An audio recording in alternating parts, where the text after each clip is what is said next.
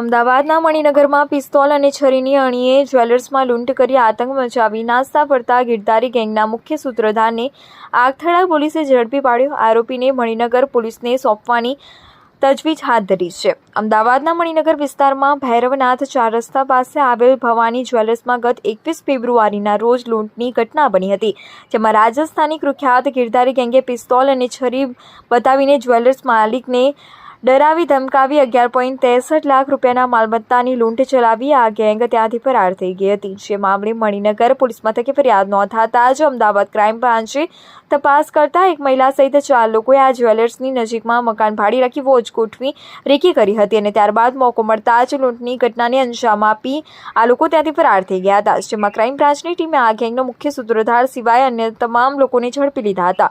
પરંતુ આ ગેંગનો મુખ્ય સૂત્રધાર એટલે રાજસ્થાનના મારવાડ તાલુકાના સડક માલિયા બગડી થાનાનો વતની ગિરધારી સિંઘ ગુમાન સિંઘ રાવત ફરાર થઈ ગયો હતો.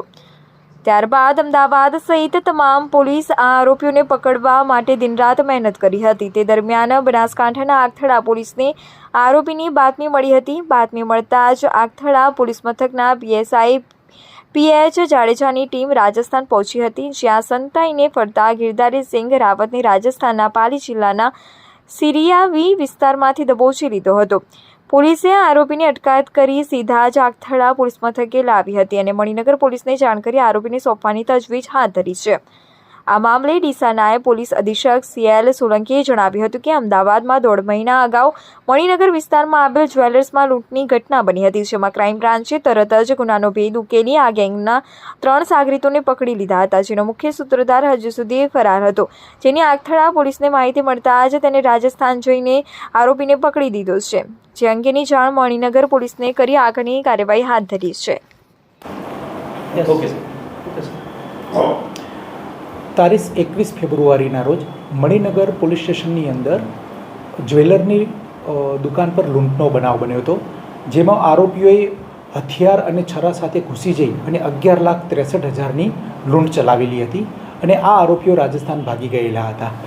જે તે સમયે અમદાવાદ ક્રાઇમ બ્રાન્ચે આ ગુનાનો ભેદ ઉકેલી 3 આરોપી પકડેલા હતા, પરંતુ આ ગુનાનો મુખ્ય સૂત્રધાર જે આ આખા ગુનાનો માસ્ટર પ્લાનર હતો, જેને રાજસ્થાનના વતની હોવા છતાં રામોલ પોલીસ સ્ટેશનની હદમાં આવેલ જામફળવાડીમાં મકાન ભાડે રાખેલ હતું અને એક સાગરીત પૂજા સિંઘ સાથે ત્યાં રહી આ મણિનગરની જ્વેલર્સની દુકાનની રેકી કરી આ આરોપીઓને ત્યાં બોલાવી અને આ ગુનાને અંજામ આપવા માટે નિકોલ પોલીસ સ્ટેશનમાંથી એક બાઇક અને અમરાઈવાડી પોલીસ સ્ટેશનમાંથી એક એક્ટિવા ચોરી કરેલી અને પોતે રાજસ્થાન પાસિંગનું બાઇક વાપરતો હતો.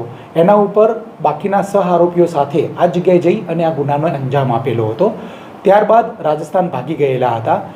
આ આખા ગુનાનો માસ્ટર માઇન્ડ ગિરધારી જે પકડથી દૂર હતો, જેને અમારી આગથળા પોલીસ સ્ટેશનના PSI PH જાડેજા સાહેબને બાતમી મળેલી અને ખૂબ સારી રીતે પ્લાન કરી અને આ રેઢા ગુનેગારને પકડી પાડેલો છે અને આગળની કાયદેસરની કાર્યવાહી કરી આરોપી અમદાવાદ શહેરને સોંપવામાં આવનાર છે. તો મુદ્દામાલ કેવું રિકવર થયો? જે તે સમયે તમામ પ્રોસેસ થઈ ગઈ.